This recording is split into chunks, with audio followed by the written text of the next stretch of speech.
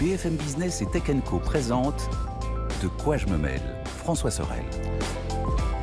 Le retour de quoi je me mêle avec un invité que je suis très heureux d'accueillir dans De quoi je me mêle. On va renouer notre partenariat avec le Labo Fnac. Pour tous ceux qui suivent De quoi je me mêle depuis plus de 20 ans maintenant, vous le savez, c'était un rendez-vous qui nous tenait à cœur. Et Lionel Costa nous a rejoint sur ce plateau. Salut Lionel. Bonjour François. Et oui, c'est la nouvelle génération du Labo, Lionel. Nouvelle, oui. Lionel qui est responsable du développement du Labo Fnac. Et c'est vrai que, tiens, j'ai une petite pensée pour tous ceux qui... tes prédécesseurs, hein, Oui. les grandes figures du Labo, Victor Jakimovic, qu'on embrasse très fort, qui, je sais, suit De quoi je me mêle, qui est dans sa Bretagne natale et que je ne désespère pas de faire revenir sur le plateau de quoi je me mêle. On salue aussi Pascal Petitpas, qui, lui, est dans son Var, en train de profiter de sa piscine. Pascal aussi, je sais que tu nous écoutes, on te salue. Et on va se retrouver régulièrement, Lionel, pour... s'intéresser un peu aux tendances des produits high-tech, parce que le Labo Fnac, c'est peut-être bien de rappeler tout ça quand même, parce que le Labo Fnac, c'est quelque chose d'important. Qu'est-ce que c'est qu'aujourd'hui ? Qu'est-ce que ça représente le Labo Fnac ? Alors déjà, merci de m'accueillir. Déjà, merci d'essayer de renouer ce lien-là. Avec plaisir. Donc le Labo Fnac, c'est une entité qui a été inventée en 1972. En fait, l'idée existait, mais elle a vraiment été créée en 72 par les fondateurs. Donc 50 ans du Labo Fnac. Cette année, on en reparlera d'ici la fin de l'année. Exactement. 50 ans du Labo Fnac. Les fondateurs de la Fnac avaient eu cette idée géniale et vraiment avant-gardiste, qui était, on ne veut pas vendre à tout prix n'importe quel produit parce qu'il n'est pas cher, etc. Non, on veut conseiller le client. On veut le conseiller sur la base de faits, de vraies mesures. Et ça a changé complètement par rapport au marché de la distribution de l'époque. Et donc, ils ont pensé ce labo, cet endroit, grâce aux vendeurs à l'époque qui testaient eux-mêmes les produits, parce qu'il y avait très peu de magasins, évidemment, et les clients avaient un contact direct beaucoup plus simple. Et depuis 50 ans, on a fait évoluer ce labo, mais toujours avec la même mission. Celui d'évaluer, de mesurer, de se baser sur les faits des performances réelles des produits. Et c'est toujours la même chose, c'est l'hi-fi, l'électronique. Après, on a augmenté le spectre de ce que nous testons avec les smartphones, évidemment, les ordinateurs, les imprimantes, mais on garde les casques, les appareils photo, les télés, depuis 1972, qui ont quand même bien évolué. Oui, c'est vrai. Voilà. Ouais, elles se sont un petit peu amincies. Un petit peu. Oui, exactement. Un truc important, Lionel, parce que c'est vrai qu'on se dit, tiens, un magasin Fnac qui fait des tests, voilà. Vous allez peut-être vous arranger avec les marques, etc. Je pense qu'il est très important de signaler ça. C'est qu'il y a vraiment, et moi je le vois parce que je connais un petit peu comment ça fonctionne tout ça. Et tu es venu. Voilà, il y a vraiment des silos et vous n'êtes pas influencé par le commerce en quelque sorte. Non, pas du tout. En fait, bien qu'on dépende du groupe Fnac Darty, donc on vend du matériel, etc., l'ADN du Labo Fnac est dans son indépendance aussi.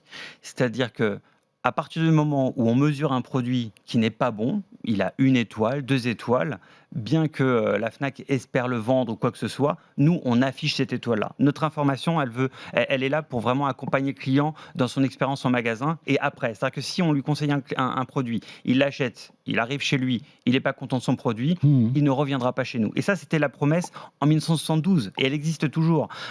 Et cette indépendance-là, elle est vraiment opérationnelle. On va contacter le commerce pour savoir quelles sont les références de produits qui vont être vendus, qu'est-ce qu'il y a comme nouveau segment de produits, etc., nouvelle famille de produits.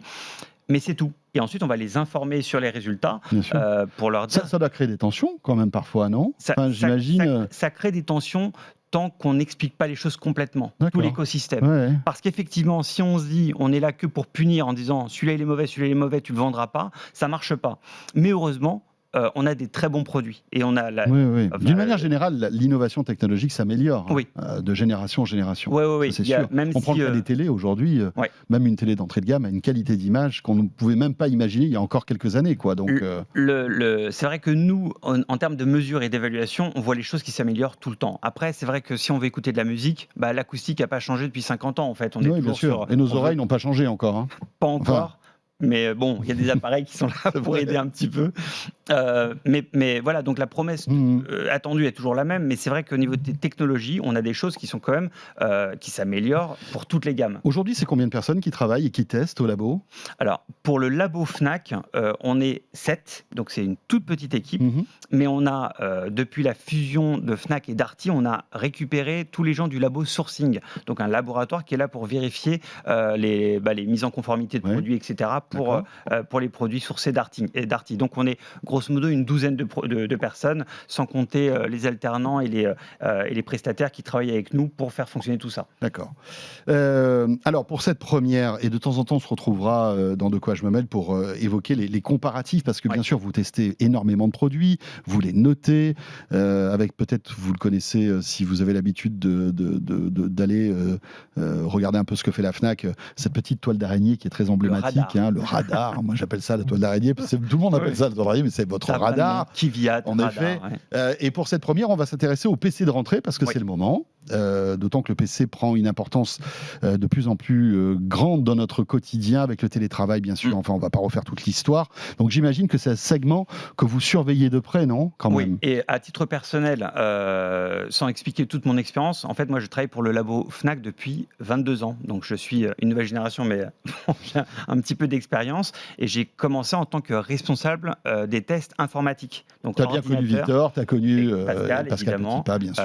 Lionel Gerland qui a succédé, là aujourd'hui c'est Predrag Petricevic à qui je passe le bonjour, et donc dans mon expérience de responsable de tests informatiques, j'ai pu croiser beaucoup de marques, j'ai croisé beaucoup d'ingénieurs, et on a pu voir qu'au niveau protocole de test, il y avait beaucoup de choses qui n'étaient pas évaluées correctement, en tout cas selon nous, de manière équitable pour toutes les marques et pour les clients.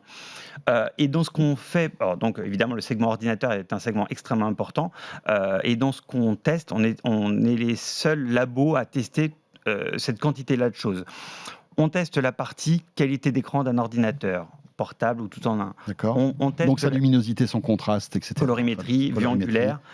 On pourra revenir même d'ailleurs là-dessus, mais la qualité d'un écran d'ordinateur portable était souvent la partie un peu faiblarde. On se rappelle tous peut-être des matrices passives où lorsqu'on tournait, on inclinait l'écran, on avait les couleurs en négatif, on avait des choses complètement moches et invivables là-dessus. On a donc la définition, la densité de pixels évidemment pour vraiment le confort d'utilisation et la précision du point. On évalue également la partie audio, donc là c'est en chambre acoustique, donc il y a des vidéos qui vont apparaître et qui montrent les équipements d'exception que nous avons au laboratoire.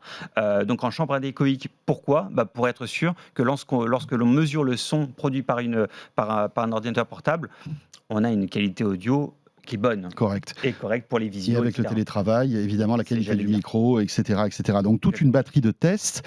On peut imaginer qu'il y a combien de catégories aujourd'hui de PC pour quels usages, Lionel ?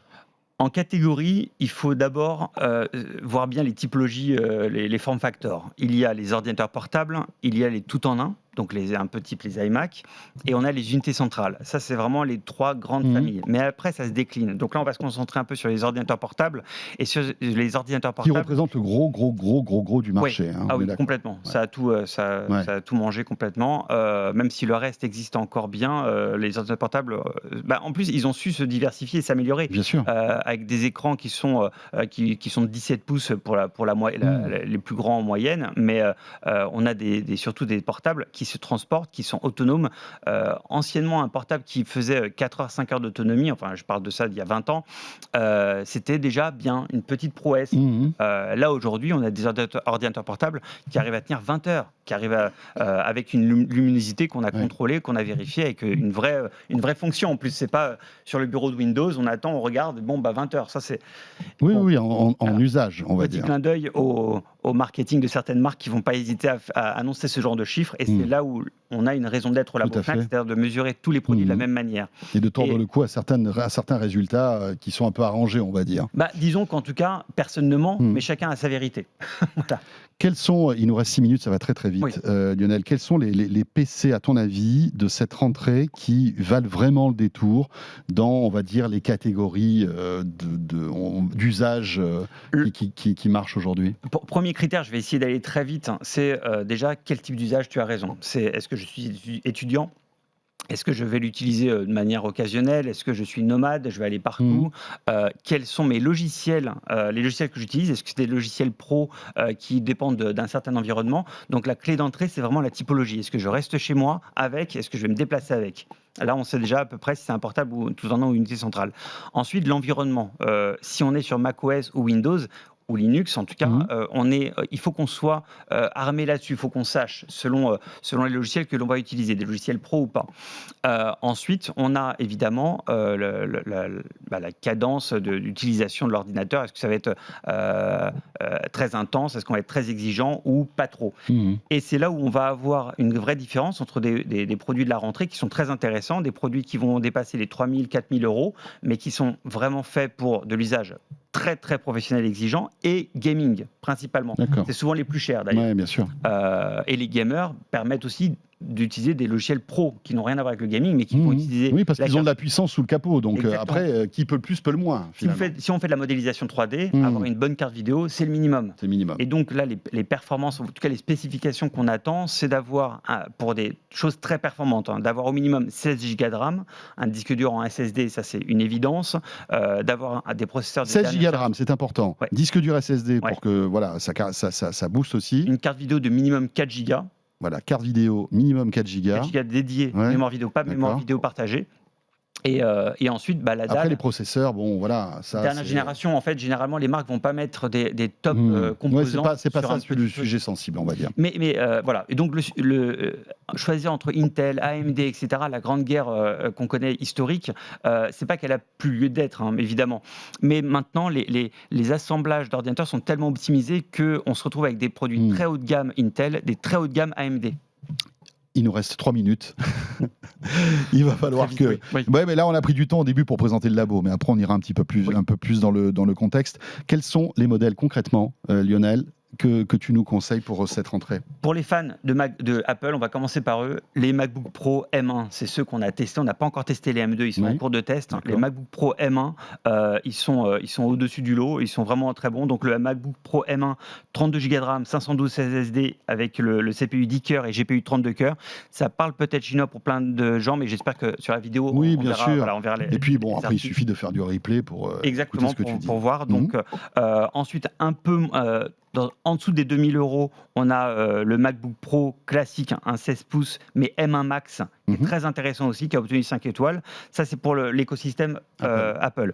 Ensuite, sur les ordinateurs PC, on a le Microsoft Surface Laptop 4. C'est tout bête, pourtant pas étonnant parce que hit. Voilà. Mais c'est un ultra portable qui marche partout. Il a obtenu 5 étoiles, il est très très bon. Enfin voilà, les résultats de test montrent que c'est quelque chose qui est très optimisé, donc une très bonne autonomie, des très bonnes vitesses de calcul. Vraiment, c'est donc le Surface Laptop 15 pouces. 15 pouces exactement. On a le Acer Swift 3 SF316. Pardon pour les références, mais c'est souvent des références à rallonge. Pareil, celui-là, il est à 1199. Il a obtenu 10 sur 10 en performance. Enfin, c'est processeur Intel de 11e génération, 16 Go de RAM. Donc pour un peu plus de 1000 euros, on a quelque chose quand même de costaud. Ah on va oui, dire. Vraiment. Après, si on veut aller dans quelque chose d'un peu plus polyvalent et accessible, il y a une bonne surprise aussi, c'est le Acer Vero, qui a été primé sur la partie empreinte environnementale, mais qui reste un très très bon produit et qui est à 799, donc environ 800 euros, ça peut encore changer au niveau des prix, qui a obtenu 5 étoiles, et vraiment, c'est mérité.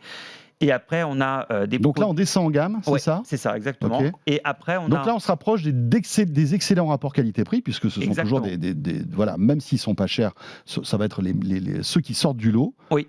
Et on a des produits qui ne sont pas forcément à 5 étoiles, qui sont à 4 étoiles. Je pense au Lenovo Yoga Slim 7 Pro, qui est un i5, 16 Go de RAM aussi au SSD, mais donc avec une carte vidéo un petit peu plus en dessous, mais qui permet d'avoir, voilà, on obtient du 10 sur 10 sur la bureautique, on a du 10 sur 10 en qualité d'écran et d'autonomie. Et c'est intéressant parce qu'il y a des ordinateurs, on n'a pas forcément besoin d'avoir une vitesse de calcul folle. Par contre, on a besoin d'avoir une bonne autonomie. Et ça, c'est un équilibre à trouver. C'est pour ça qu'il ne faut pas se jeter sur le plus cher et forcément le meilleur. Non, ça dépend de l'usage. Le Dell, j'ai vu que dans ta sélection, il y avait un Dell G15 aussi. En gaming, très bon. Un très très bon qui a eu des très bonnes notes aussi. Celui-là, il est à 1099 euros. Donc pour un gamer, pas cher. Bah oui. Ça reste plus de 1 000 euros, ça reste un budget, mais quand on voit que les gros gamers sont à plus de 3 000, 4 000 euros, je pense d'ailleurs à des ordinateurs type Asus ROG Flow qui ont une carte vidéo déportée, en plus de la carte vidéo intérieure. Je conseille aux gens d'aller voir en magasin, surtout de les prendre en main pour se rendre compte de la chose. Ce qu'on va faire, c'est qu'on en a d'autres, mais malheureusement, le temps nous est compté et il faut qu'on arrête là, Lionel, mais je vais mettre toutes ces références sur la vidéo YouTube de Quoi je me mêle. Comme ça, vous retrouverez évidemment toutes les références, etc. 2 secondes simplement, spécial pouvoir d'achat, les produits reconditionnés. Ne les oubliez pas. Il y a des super bonnes affaires à faire. En PC, on peut faire de bonnes affaires en reconditionné avec une garantie de minimum 1 an. Vraiment des top produits pas trop chers. Voilà. Et vous faites ça aussi à la Fnac. Et on fait ça à la Fnac et chez Darty aussi. Parfait. Merci beaucoup, Lionel. Bah écoute, ravi. On va se retrouver de temps en temps dans De quoi je me mêle pour évoquer évidemment toutes les catégories de produits. Et croyez-moi, il y en a beaucoup. Et puis tout ça est renouvelé finalement avec la nouvelle génération qui arrive. Merci beaucoup, Lionel. Merci à toi. Lionel Costa, donc responsable développement du Labo Fnac, pour terminer ce De quoi je me mêle. Merci de nous avoir suivis, bien sûr. Merci d'être fidèle comme chaque semaine, comme chaque week-end, en audio, en vidéo. On sera là, bien sûr, la semaine prochaine. À très vite. De quoi je me mêle sur BFM Business et Tech & Co.